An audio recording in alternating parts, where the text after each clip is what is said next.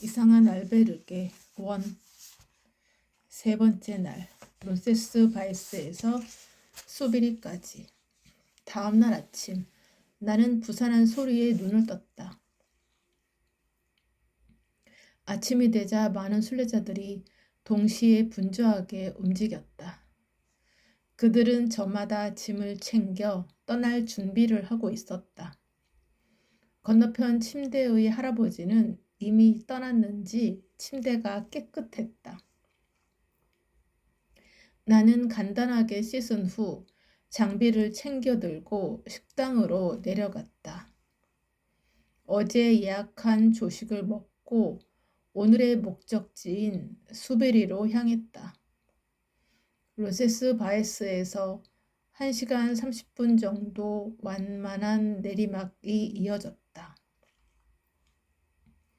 양떼가 한가로이 풀을 뜯는 낮은 구릉을 지나 10분 정도 이어지는 오르막을 오르자 아스팔트 길 한쪽에 꽃다발로 둘러싸인 비석이 하나 보였다. 비석에는 다음과 같이 적혀 있었다.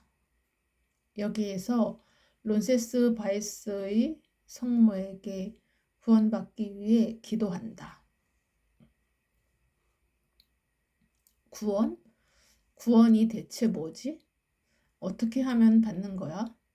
나는 작은 나무 의자 하나를 발견하고 거기에 가서 앉았다. 시큰거리는 무릎과 퉁퉁 부은 발을 주무르며 조용히 읊조렸다. 구원을 어떻게 받는 건지는 잘 모르겠지만 아이고 일단은 내 발이 먼저 구원이 오기를.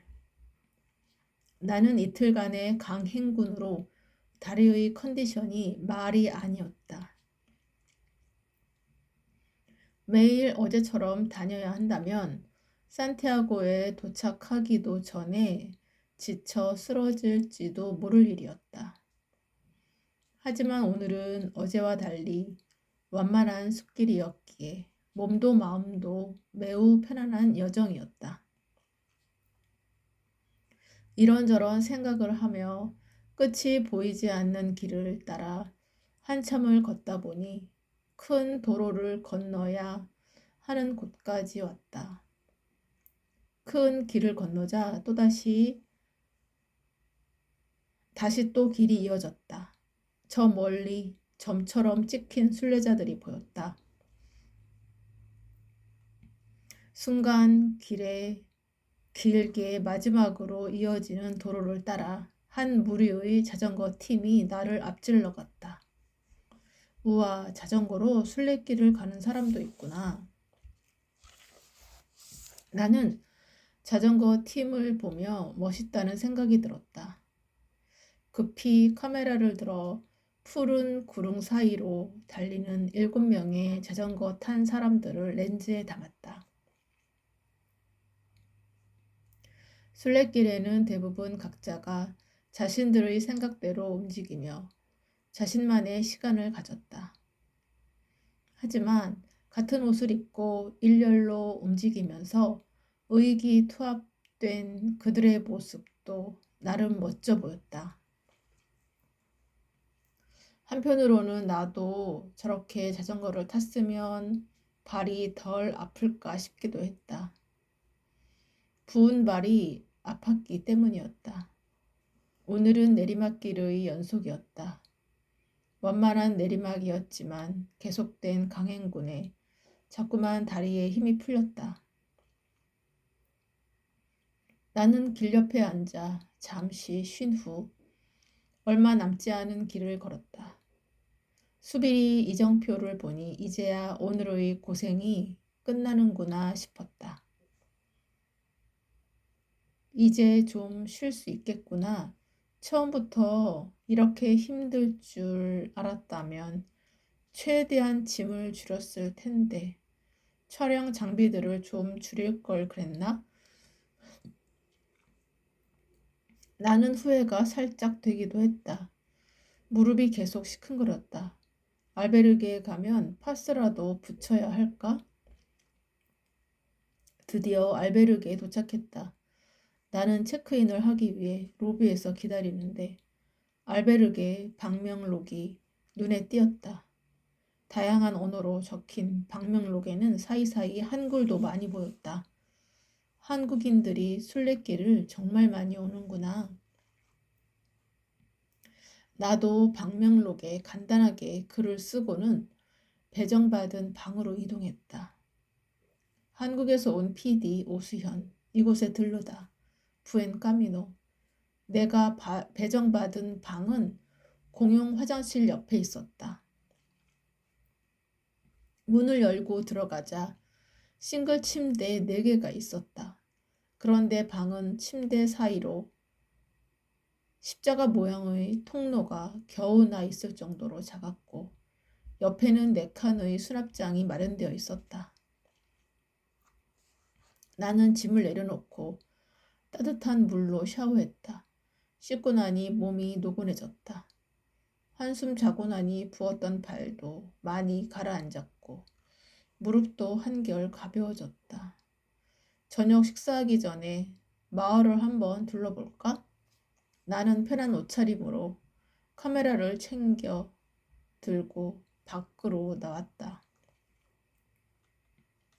무거운 배낭을 내려놓고 카메라 한 대만 들고 있으니 몸이 훨씬 가뿐했다.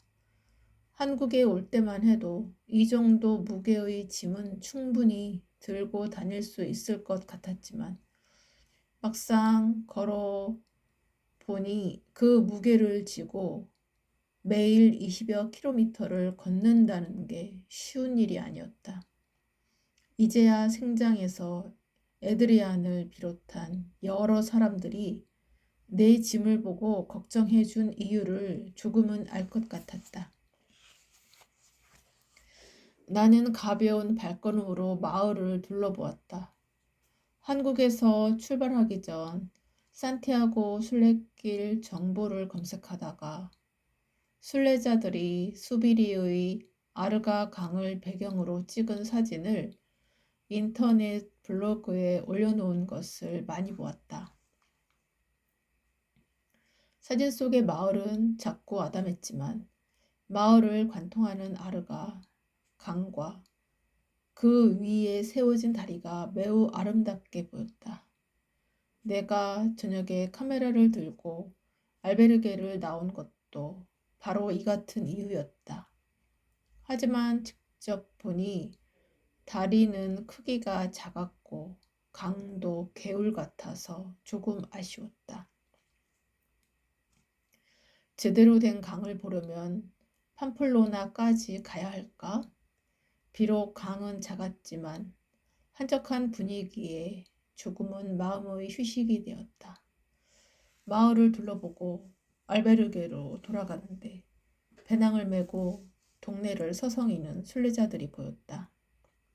이제 도착한 사람들인 것 같았다.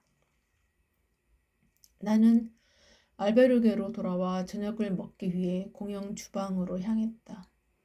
공영 주방에서는 호리호리한 체격에 짙은 갈색머리, 깊은 눈매가 인상적인 남자가 요리하고 있었다. 내가 들어가자 친절하게도 그는 마침 잘 왔다며 저녁 식사를 함께 하자고 했다. 어서 와요. 요리하다 보니 혼자서 먹기에 너무 많이 만들었는데 괜찮으면 같이 먹을래요? 아, 네, 감사합니다. 저기 앉을까요? 나는 마침 배가 고팠지만 무언가를 만들어 먹기에는 조금 귀찮았던 참이었다. 그의 친절한 권유에 식탁에 앉았다. 어느 나라에서 왔어요? 나는 이탈리아에서 온 카를로스라고 해요. 전 한국에서 온 오수연이라고 합니다. 덕분에 저녁을 잘 먹게 되었어요. 하하, 저야말로 함께 해줘서 고마워요. 카를로스가 만든 것은 토마토 수프와 계란 스크램블이었다. 나는 그와 간단한 대화를 나누며 따끈한 토마토 수프에 빵을 찍어 먹었다. 누군가의 정성으로 만들어진 음식을 먹는다는 건 즐거운 일이었다. 나는 저녁 식사를 마치고 방으로 돌아왔다. 몸이 무척 피곤했다. 내일 일정을 위해 대충 짐을 정리하고는 침대 위의 침낭에 들어가 눈을 붙이려고 했다. 그러나 사람들의 코 고는 소리에 얼른 잠이 오지 않았다. 모두 길을 걸었으니 무척 피곤했을 것이다. 나는 코 고는 소리를 조금이라도 차단하기 위해 이어폰을 귀에 꽂고 침낭을 푹 뒤집어 썼다. 몸을 한참 뒤척이다 겨우 잠이 들 수 있었다.